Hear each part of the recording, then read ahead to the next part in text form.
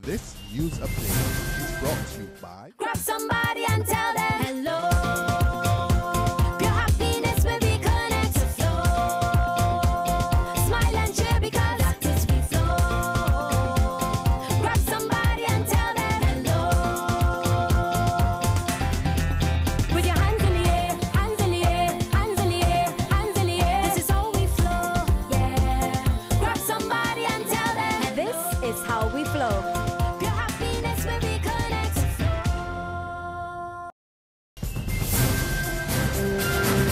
It's Tuesday, October 6th, and time for the Barbados Today morning update. A warm welcome to you. I'm Fernella Wedderburn. Barbadians have nothing to fear as Brazilian brewing company Ambev continue its bid to acquire a majority share in Banks Holding Limited. So says the company's vice president for Central America and Caribbean operations, Eduardo Lacinda, who tells Barbados Today the idea is to expand BHL's operations, get it to its full potential while earning foreign exchange for the country. And while Lacinda could not say how much his country would invest to carry out its expansion plans, he said Ambev saw an opportunity and simply jumped at it. I can only see good things both for the population and for the employees and the country itself. The country will benefit from additional exports that we want to make. The employees will have not only possibilities to grow in their careers within Barbados, but also they will be part of an international company and therefore will be able to grow their careers international.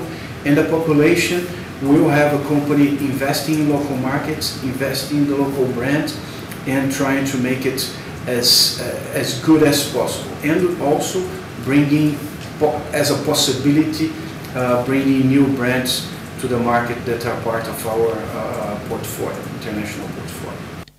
The brewery executive says so far a number of shareholders have responded to its tender, but would not say how many shares they had or were willing to sell.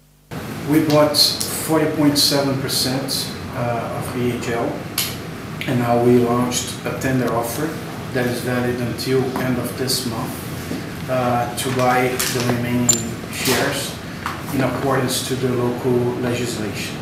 So we are very interested in the Barbados market.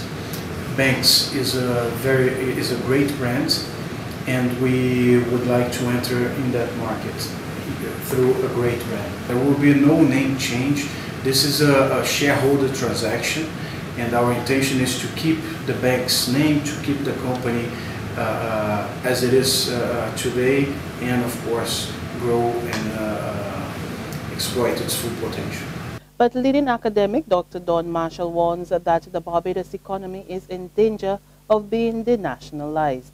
Marshall, the director of the Sir Arthur Lewis Institute, tells Barbados Today a titan on the island's business landscape is about to fall, and this is worrying. There's a danger in the economy becoming increasingly denationalized, in the sense that critically more and more of the important private sector related decisions in our country that are supposed to marry well with our macroeconomic policy is being determined outside of Bridgetown.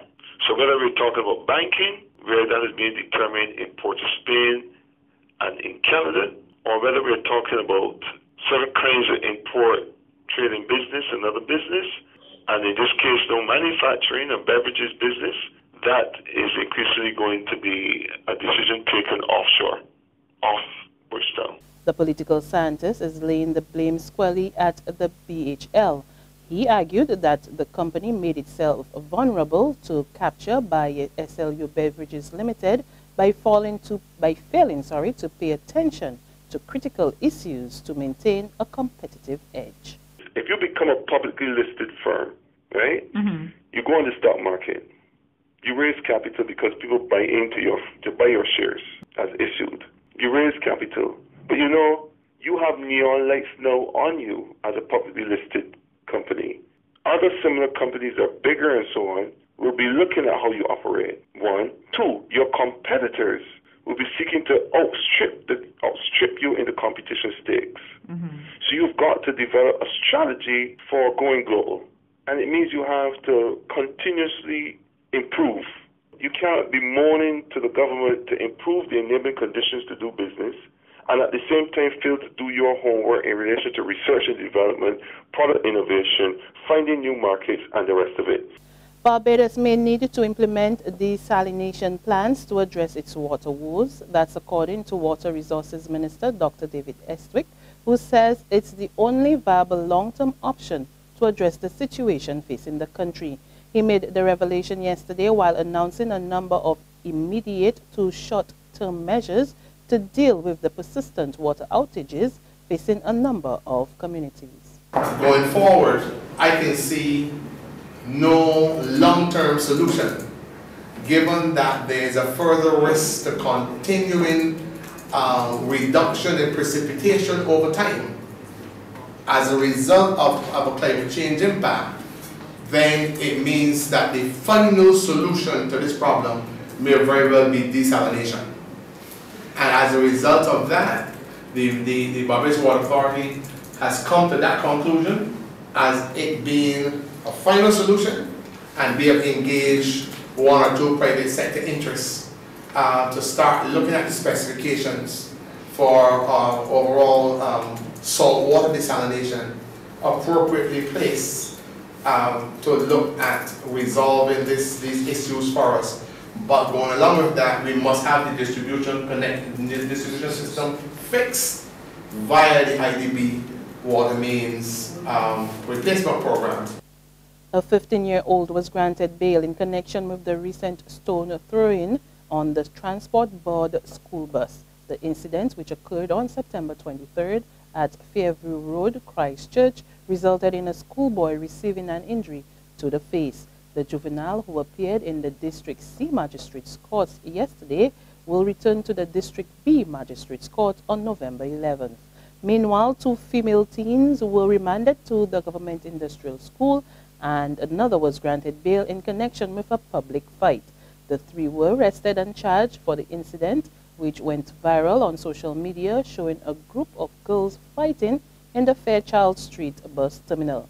The girls appeared in the District A Magistrates Court to answer a charge of occasioning actual bodily harm. All 3 are scheduled to reappear in the juvenile court on Wednesday.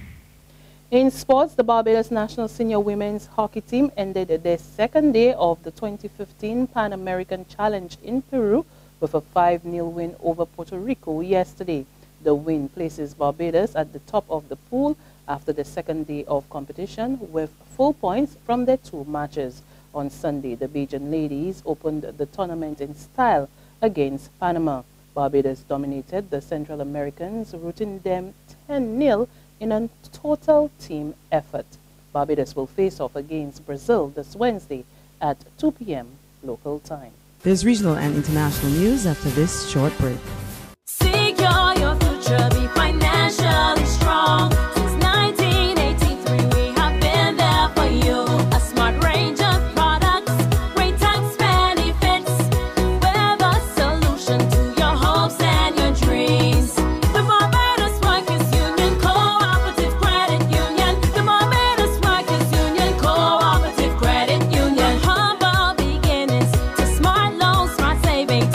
Save smart and borrow smarter. That's the move for me. Stability, prosperity. We're the solution to your hopes and your dreams. The Barbados Workers Union Cooperative Credit Union. The Barbados Workers Union Cooperative Credit Union. To news from our regional neighbors, the Donald Ramota government in Guyana is looking to put an end to the death penalty. This as Attorney General Basil Williams gets ready to participate in a regional conference on the issue next month. More in this report from Capital News. Legal Affairs Minister Williams said government is yet to take a stance on the death penalty. Those issues were in the past parliaments, and they never came out of the Special Select Committee So those are things we will have to address in this new parliament. With Parliament resuming on October 15th, Williams said he does not see the matter coming to the floor before he makes his presentation in November. I mean, I did give them my position as a person who would have practiced in the area about the death penalty. But I don't know, we'll have to sell that to the government as a whole, so we could have a position. And generally, some of these things they allow you to vote on conscience.